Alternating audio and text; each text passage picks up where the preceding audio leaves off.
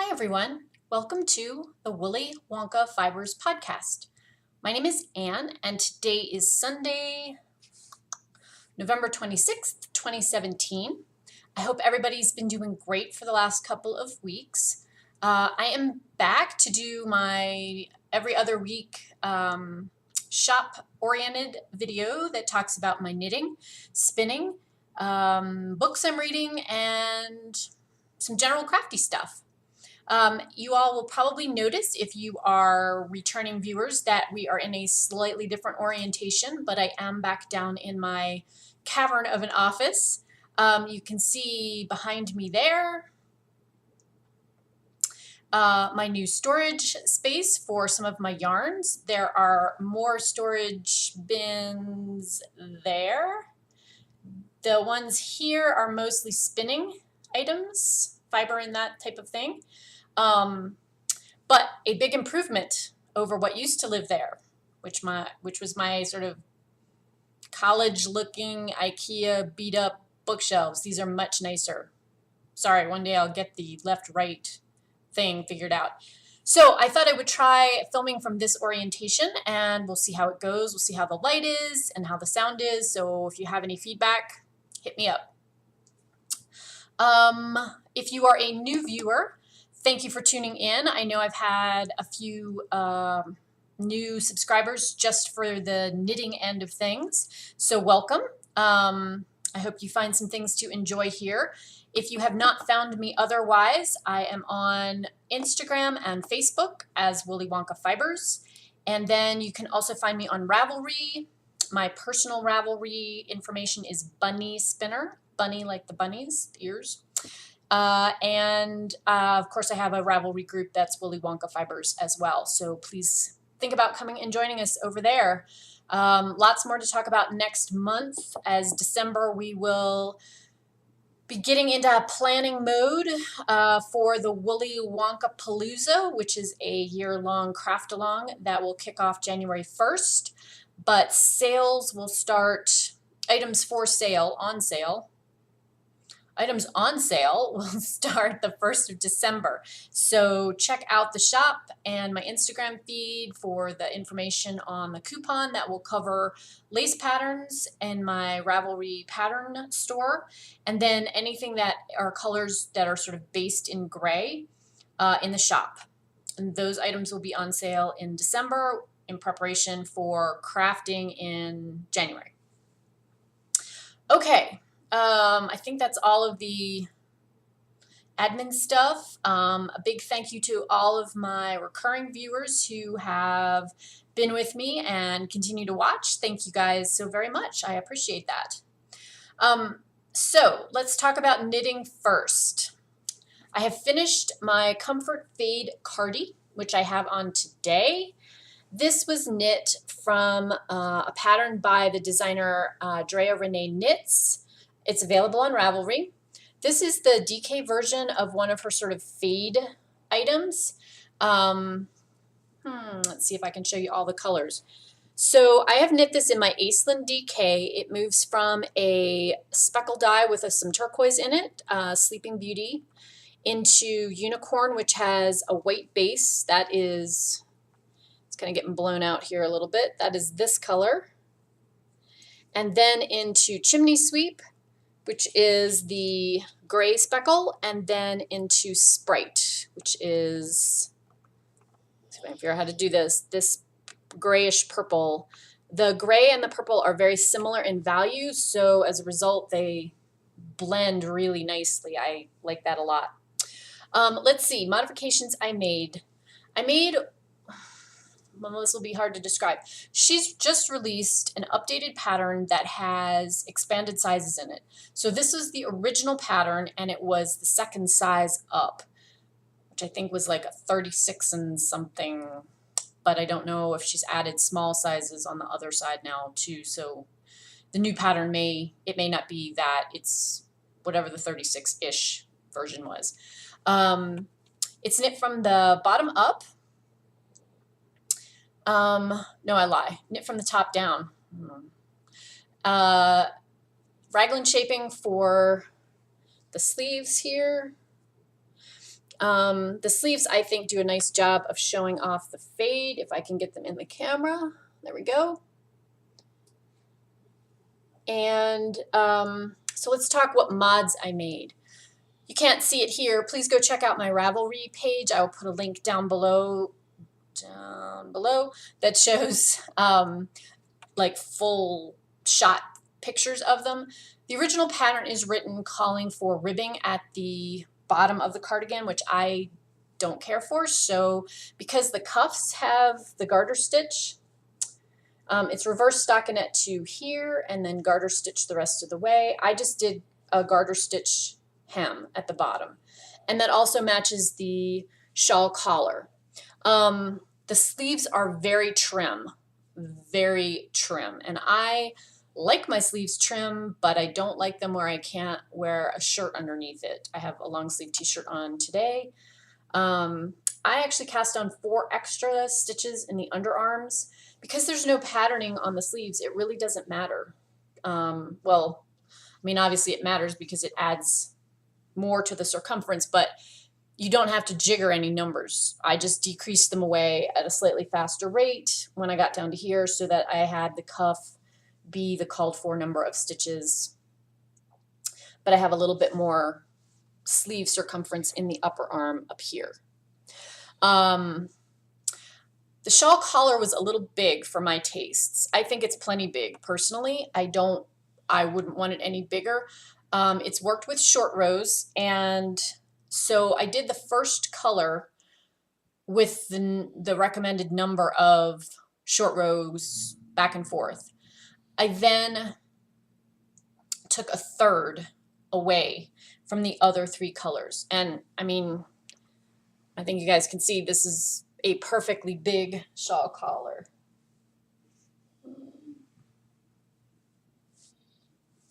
I wouldn't want it any bigger, so I'm happy with that modification I made.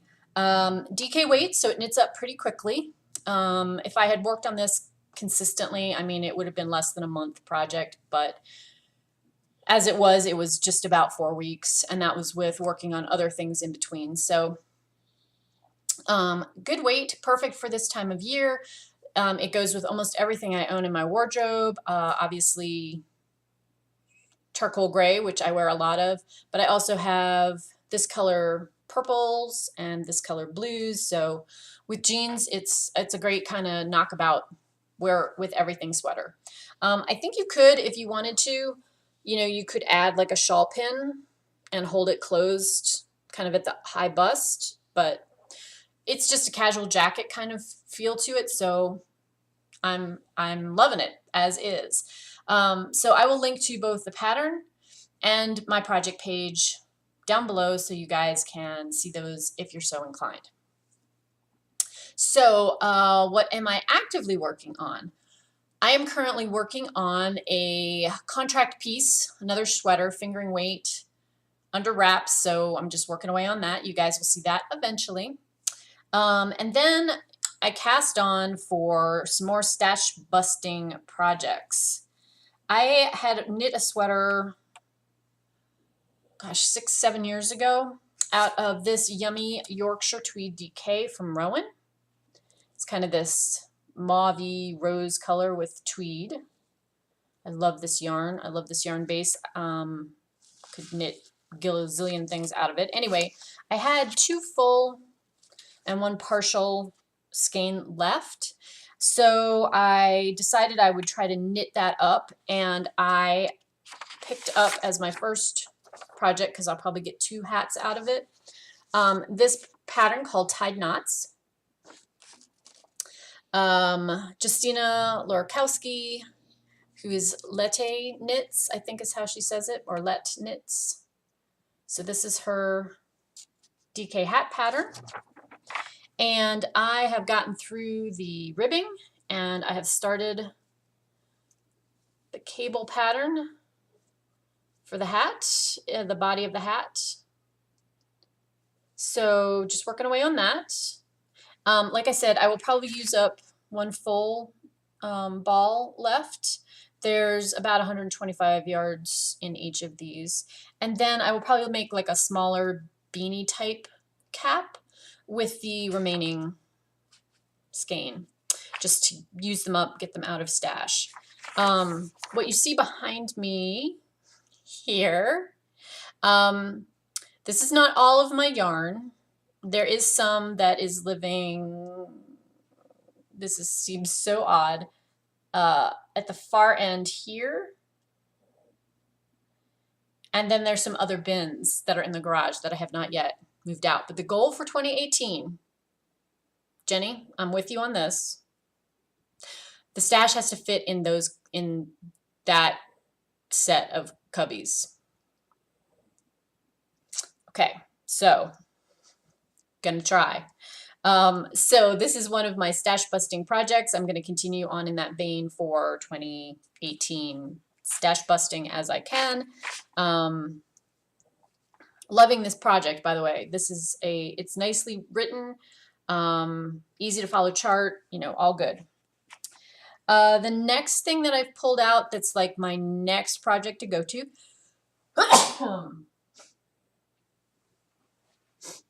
excuse me. I wanted to find a project to use for this pair of tail and tendril half skein fingering weight paired colorways. It is one of her Lord of the Rings themed colorways called Dawn on the Mountain. It's on her maple sock yarn base, which is a 75% merino, 25% nylon sock yarn. Matches my Rhiannon socks, so if I need to, I can always make up some. But anyway, I wanted to find something to use these two half skeins. And I kind of struggled with this because a lot of the sock patterns that call for two colors, you use more than half of one. You use something like 275 or 300 yards, and then just 100 yards of the contrast color. And I kind of wanted to use these up equally if I could. So I found this cute little hat. I'm sure I'm going to butcher the name, but it is Lillian Still hat by Erica Husser. A new to me designer, but I really liked that. I think it will look great in these colorways. I'm going to use the gray to start the ribbing, and then that lighter kind of peachy pink for the top. So this uses up about 200 yards of your main color and 120 yards of contrast to actually do the knitting. And if I decide to do the pom-pom, she says that's about another 30 yards. So be pretty close. It'll use most of this and a little bit of this, and I will have some left over for sock yarn scrap blanket kind of stuff, but this is where I'm headed with that one. Now I kind of have a wild hair. I have several self-striping colorways of sock yarn that are Christmas / holiday type themed in stash. And I don't feel like knitting Christmas themed socks usually, in the rest of the year. But then I never get around to knitting them in December. So it's like, when am I going to knit them, right? So depending on how I feel and how long it takes me to finish this little guy, which I am going to work on today, I may crack one of those self-striping skeins open and cast on for a pair of plain vanilla socks and see if I can get those done before Christmas this year. That would be one more skein out of the stash. It would be like a themed, wear at this time of year kind of piece. Sometimes I overthink things. Anyway, stay tuned. Next time you see me, there will be a definitive answer on that, whether I've just stuck with the hat or whether I've also done a pair of socks. I have several garments that I want to knit, but I've decided that since I finished this one, for my sort of work knitting time, I need to focus on that contract sweater, which is taking a while since it's a fingering weight sweater. And just do that and not have two garments on the go, because I can feel like I'm getting through stash and being productive if I'm knitting this size piece. Right? Hats are speed dating. So stay tuned. We'll see on that. But that's what I've got going on the needles right now. So let's talk about spinning. You guys, I am a bad podcaster. I finished up the mixed BFL silk singles that I'd had on my bobbins forever and ever, plied them up, and I don't have the finished yarn to show you. I'll put a link to my project page down below so you can see them. One of the things I've decided to do since I've been sorting stash is every week I'm going to be listing somewhere between 5 to 10 skeins of handspun. I did not bring the bin bag. It's a bag really, but it's one of the ones I take to shows in to show you guys. It's the equivalent, it will fit the equivalent of 2 54-quart Rubbermaid containers. That's handspun, finished handspun yarn. I love it. I would love to have the time to make 100 things with it, but I don't. So I'm listing it in the shop. So last week, I was like, oh, well, I'll list that because, you know, who knows how long it'll take to sell. So I listed it. It sold the next day. So it's already gone. It's gone off to its new owner in Colorado, where I hope it will be very happy, along with another skein. There's a couple skeins left from this week's listing. Like I said, I will be updating every week with new handspun in the shop. I'll put a link below if you love handspun or you want that sort of one-of-a-kind gift for a knitting friend. I have all different weights. Just be aware that they're all one-of-a-kind. I can't duplicate the spin. A lot of cases it's not my fiber, it's personal stash that I've spun. But if you love it, they'll be there. You can go in and browse and see if something strikes your fancy. It's just, you know, better for the yarn to have a life and not be sitting in a bag sort of waiting to have something good happen to it. A metaphor for life, maybe. Anyhow, do not have that spin to show you, but I'm on to my next spin. This is Deep Stash. I believe it was from a 2009 club, so a while back. The company is called Bride Flight Studios. This is their fin base. The colorway is Alchemy of the Word. This is the second half of it. It is all of those moody, broody purples. It kind of goes with what I've got on. And blues with little pops of that golden yellow. I love it. I've been meaning to spin it forever and ever. Have I gotten to it? No. First 2 ounces are spun.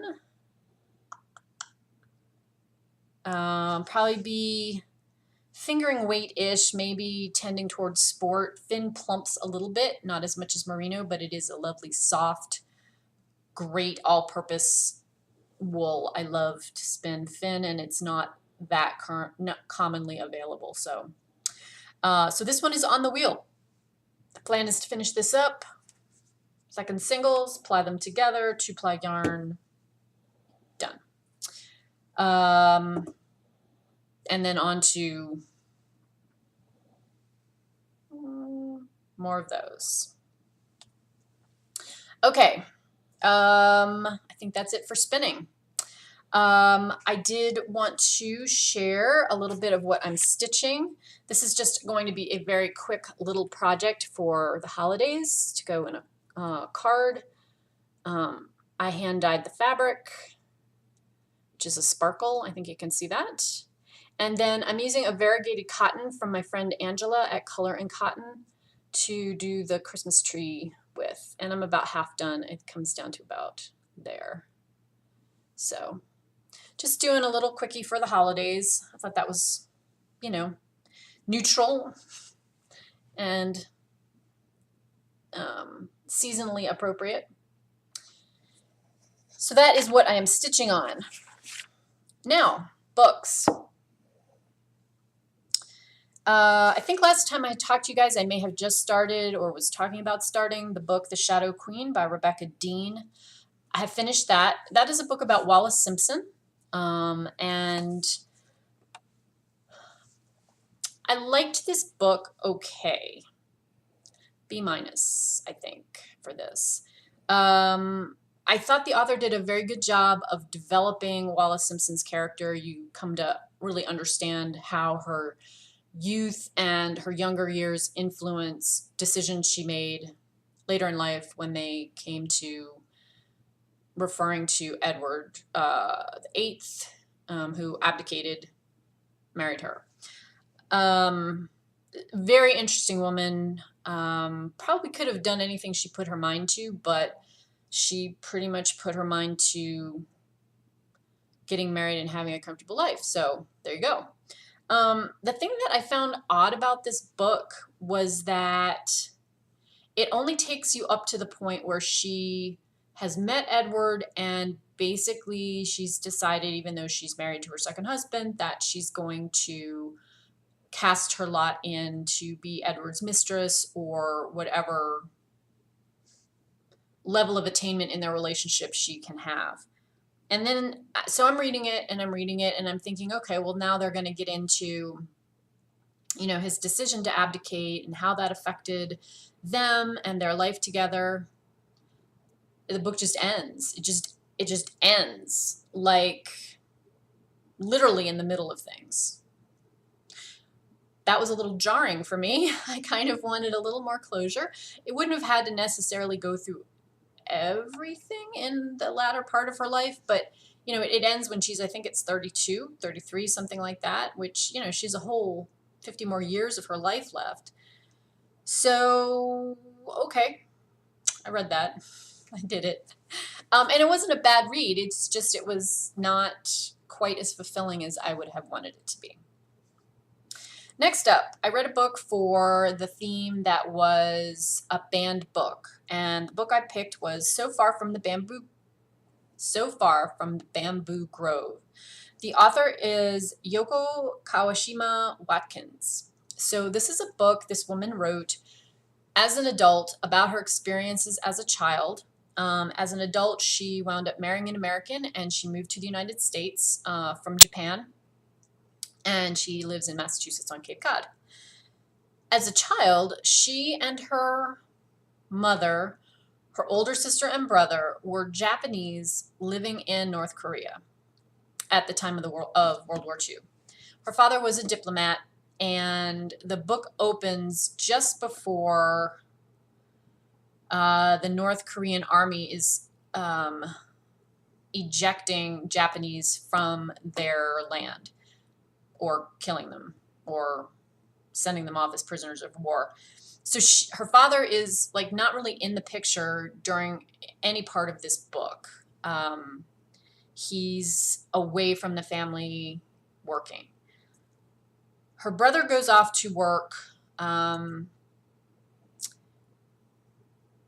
and her older sister and she and her mother realize that this is not a good place to be. So they pack what little they have and they begin to walk. They're trying to get to Seoul so that they can get a boat out to leave Korea and go to Japan.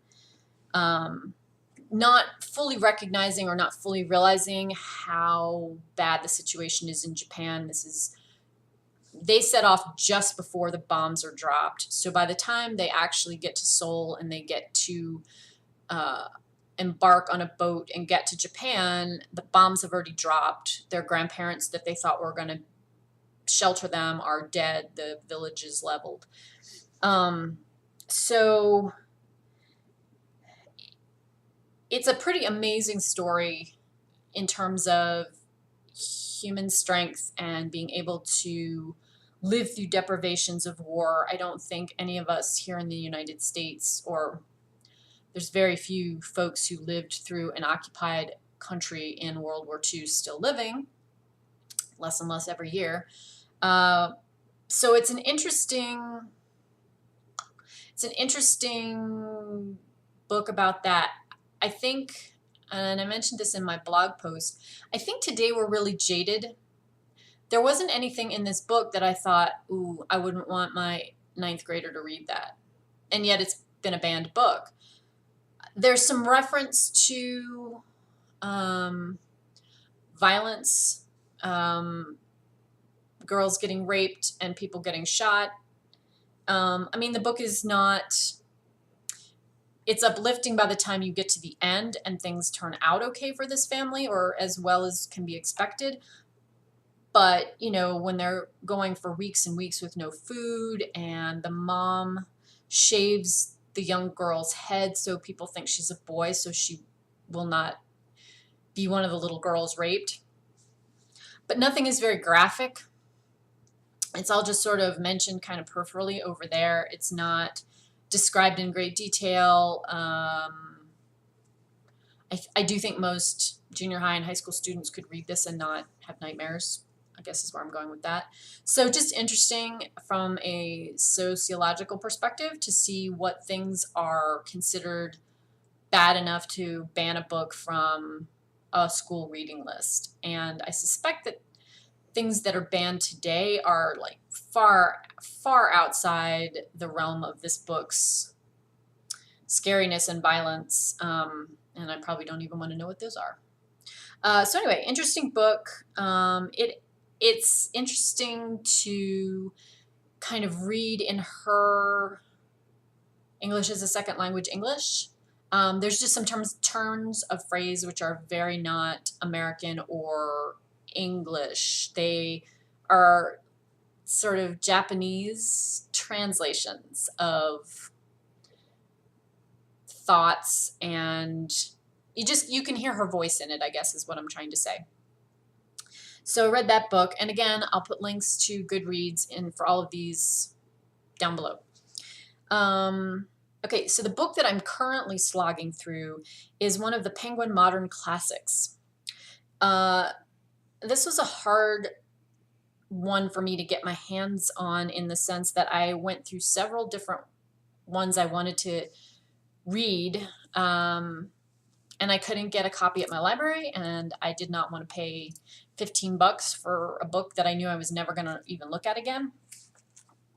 So I settled on a book because I could get it as a free download, called Anna of the Five Towns. Author is Arnold Bennett, and it was originally written in 1902, and then it's been republished in the last 10 years as a modern classic. So this book is about a young woman who lives in a small industrial town, which is in Britain.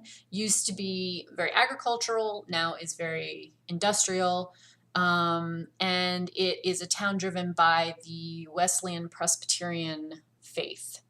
Her father has come back to this town, sort of grew up as a boy in the area, went off and made his money, came back with his first wife, who is Anna's mother.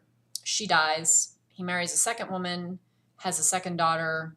That woman also dies. So in the household right now are the father, Anna, who's 21, and her sister, Agnes, who's, I think, 6th grade. She's like 11 or 12. So it is a social commentary on the industrial things that are bad about living in an industrialized town.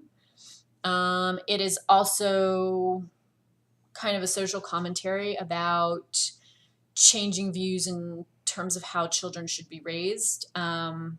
So Anna's father is basically miserly. He is rich beyond the imaginations of anyone in this town, and no one would ever know it because he lives very frugally, and the girls never have new clothes and never even think to ask for stuff because they just don't. Their father has instilled in them that sort of capitalist consumption is bad, even though he is squeezing the pennies out of many people who are renters of his. And then it turns out that he's smartly invested, for Anna's sake, some money that was her mother's. And so she's now, by any standards of the time, well-to-do middle class, not even counting his money, just hers alone. And yet nothing really changes in her life, except he encourages her to be the silent partner, the investment partner in a small pottery work that's in town. And so she takes his advice and does that. And as she kind of gets out and about in town and people start looking at her a little differently, she realizes how poorly they live, especially when you realize how much money they have sitting in the bank that's never going to get touched. So I'm about halfway through this book. Having read the little blurb about it, I know things are not going to go well for her. It's not a happy ending type book. It has a lot of moralistic stories that it's delivering, and it's very early 19th century, or very early 20th century, late 19th century kind of Victorian England moral play is where I'm going with that. So anyway, halfway through it, I'll finish it up. It's not going to be one of my favorite reads of this year, but it will check that box off and leave me with 2 more, plus the anthology of time traveler books, or time traveler short stories I'm reading. So my last 2 books will be a book set in or by an author from the Southern Hemisphere, and a best book of the 21st century so far. So I have a couple of options, and I'm going to see what I can find.